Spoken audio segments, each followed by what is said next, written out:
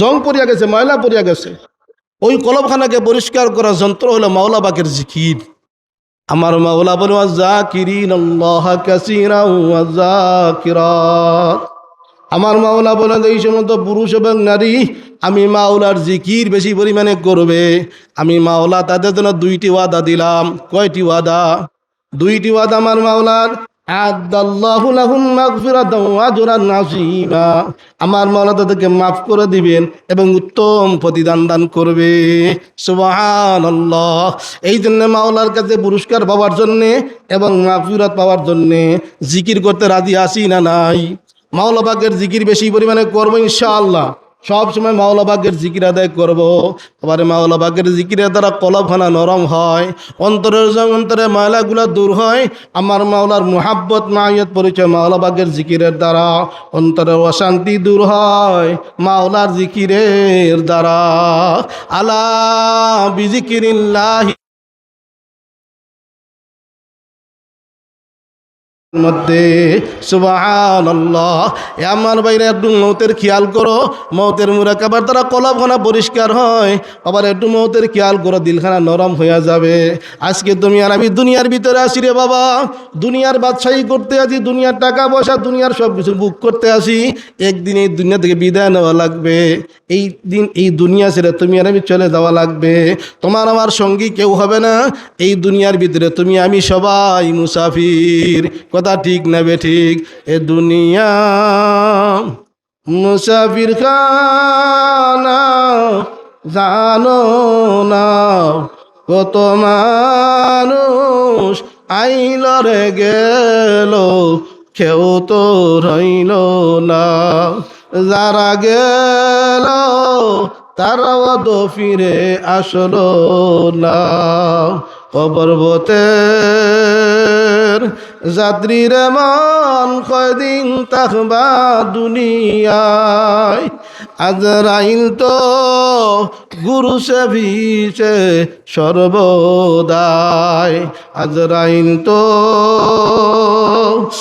আসে মন লুকায়া, কোনদিন জানি নেগমরে দাঁড়িয়া। সাথী নাই রে বাতি নাই রে ওই কবরে, একা একা শুইতে হইবে ওই গোরে।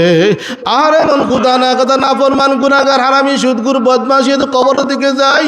দেখায়া দেখমাত্র সালাতুল্লাহ সামনে দাঁড়ায় গেছে। আজরাইলের মাথা মানে ফাওতার জমিনে এক হাত মাসরিকা রাত মাগরিবে। তামাম দুনিয়া জুড়িয়া তার শরীর, সমস্ত শরীরের মধ্যে কালো কালো লম্বা লম্বা পশম। ওই পশমগুলা লোহার মতো দাঁড়ায়া যাইবে। পশমের গুড়া থেকে আগুনের ফিঙ্কেরি বাইরিতে থাকবে। লীল লঙ্গর দিকির মতো দুইখানা চক্ষু থাকবে। ওই দুইটা চক্ষু গুরানটি মারবে আর বলবে না ফরমান খবিস। আমার মাওলার হুকুম মানো নাই, আমার মাওলার বিধান পালন করো নাই। আজকে আমার মাওলার হুকুমে তোমাকে ধরিয়া নেওয়ার জন্যে নাফরমান যখন ধরে সালাতু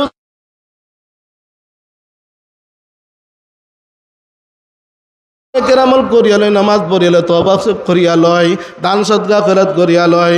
আজরাইল বলবে না ফরমান রে, তোর জন্য কোনো সময় নাই, তোর জন্য কোনো টাইম নাই।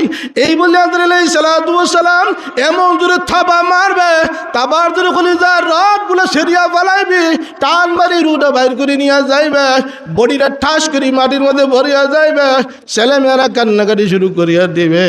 ছেলে কানবে আব্বা, মেয়ে কানবে আব্বা। আকারে ছেলেমেয়েরা কান্নাকাটি শুরু করিয়া দিবে। সবাই পরামর্শ করিয়া আকারে সবাই পরামর্শ করিয়া আমাকে গোসল দেওয়াইয়া, আকারে সুন্দর করে কাপন পরাইয়া ঘর থেকে বাইর করে বাইরে কাটিয়ে রাখিয়ে দিয়ে গোসল দেওয়াবে, কাপন পরাবে, সুন্দর করে প্যাকেটিং করবে। সুন্দর করে প্যাকেটিং করিয়া আমার লাশখানা মসজিদের পালকির উঠাইয়া দিবে। মাস্কির উঠাইয়া দিয়া আস্তে করে আমার লাশখানা ঘরের পাশে নিয়ে যাইবে। আর ডাক দিয়া বলবে তোমরা কারা রে?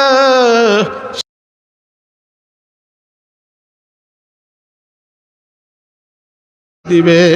ঘরের ভিতর থেকে আমার মেয়ে বাইরে আসবে, আমার লাশে দিয়া দেখাইবে, মুখে দিয়ে দেখাইবে আর বলবে বাবা